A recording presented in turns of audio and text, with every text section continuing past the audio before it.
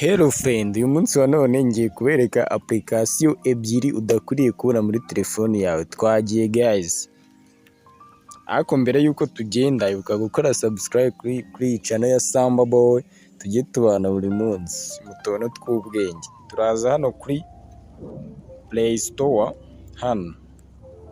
Cyangwa se abafite iPhone ni kuri App Store. Dufungure. Turandikamo Unseen. Iyi application niyo application ya mbere ngiye kubereka ukuntu ikora. Unseen ni application ishobora kugufasha. Unseen mu byandika gutya ya Unseen no last read. Iyi Unseen ishobora kugufasha. Hari ukuntu umuntu akwandikira message kuri WhatsApp, kuri Instagram, kuri Telegram, ziriya mbuga zose ndaje mbereka ukuntu ikora. Ni imbuga nyinshi cyane. Umuntu ashobora kukwandikira message akahita ayisiba nyine, ashobora kuba yibeshye cyangwa se yari imucitse. Wowe ikintu iyi Unseen igufasha ni ukuba yabona iyo message guys. Iyo message ikayikwereka. Okay, uraza hano uyinstall nimba utarayinstall. Njye nayo narayinstall nyine nyifitemo. Urabizi ko GB WhatsApp zacitse, ushobora kuyikoresha ikajya igufasha kugisoma izo message. Uraza uyifungure. Turayifungura dutegereze bitewe na network dufite guys. Iyi application igufasha usige comment umbwire ngo byamfashije cyangwa se byanze. Ya urabona bahita bakwereka ibintu bya pro byo kwishyura. Abantu benshi bamenye ubwenge muri iki gihe guys, basigaye bakoresha pro cyane, ariko ushaka kwishyura wakwishyura, ariko twebwe ibintu by'ubuntu nibyo byiza cyane guys. Reka dutangire. Turahita dukanda kuri aka kantu, kano karongo ko kuri cancel yak'umukara. Turahita dukanda gutya biveho. Noneho turaza dutangire Unseen. Dukande hano. Welcome to Unseen. Any message you receive on your chat app will also be received in Unseen. Yeah. Message yose turaza dusome nyine ano magambo ari hano y'ubururu. Baratubwiye ngo welcome to Unseen. Bakaza neza kuri Unseen. Any message you receive on your chat apps will also be received in Unseen.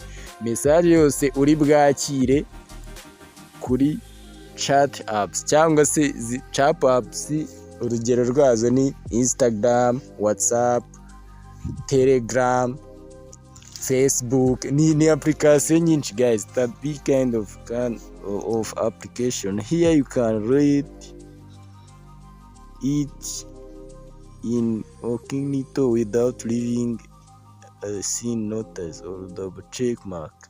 Your friend want to know that you are reading their message. Ahangaha bibira kandi kabanga guys. Tukiri kuri iyi application ushobora kutajya kuri WhatsApp cyangwa se kuri Facebook cyangwa se kuri Instagram, message ukajya uzisomeramo hano, umuntu akagira ngo ntiwazibonye guys.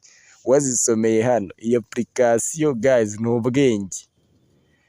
You didn't need. Ushobora kuba ufitemo WhatsApp, ufitemo niho hano umuntu ashobora kuzisoma za message ukagira ngo ntiyazisomye kandi yazisomeyemo hano guys. Turabafashe ba bantu bajya batubeshya. Ya bahita basuhuza batubwira ngo please enjoy. Ya mwenjoying guys. Nimba iyi application igufashije, reka dukomeze na application ya kabiri, ariko ndashaka comment zanyu, subscribe zanyu, share zanyu. Reka dukomeze na application ya kabiri. Application ya kabiri ngiye kubereka, tujyana akantu ku kandi guys. Application ya kabiri ngiye kubereka abantu benshi barayigira muri telefoni yabo. Ni application yita VDIK. Ngira ngo nayiberetse. Ni hano hariho zino fresh nayiberetse. Turaza tuyifungure. Umuntu utayifite arajya muri App Store cyangwa se Play Store downloading. Ngiye kubereka VDIK ubundi yadufasha iki, ni application bwoko ki.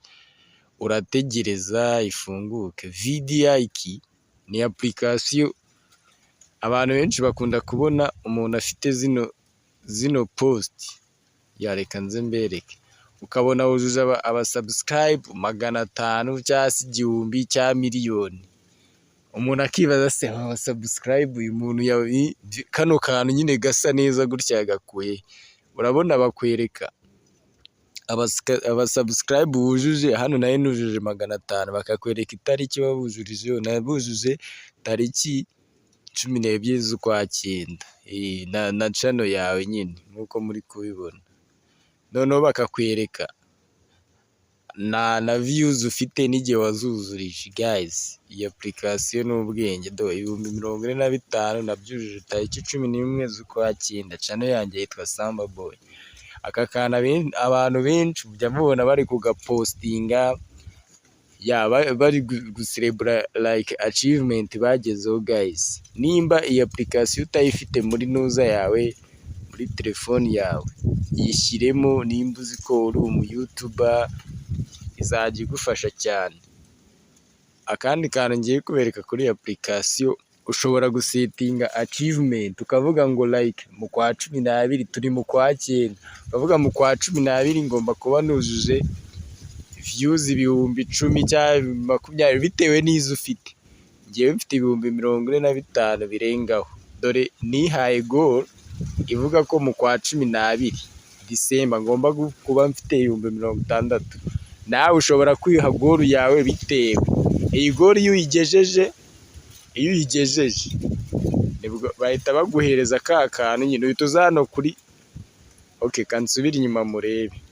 Hano bihita binimarika, ariko birimarika hano hari agakombe, hari igikombe nyine imbere ya logo ya channel yawe, bihita byimarika hano.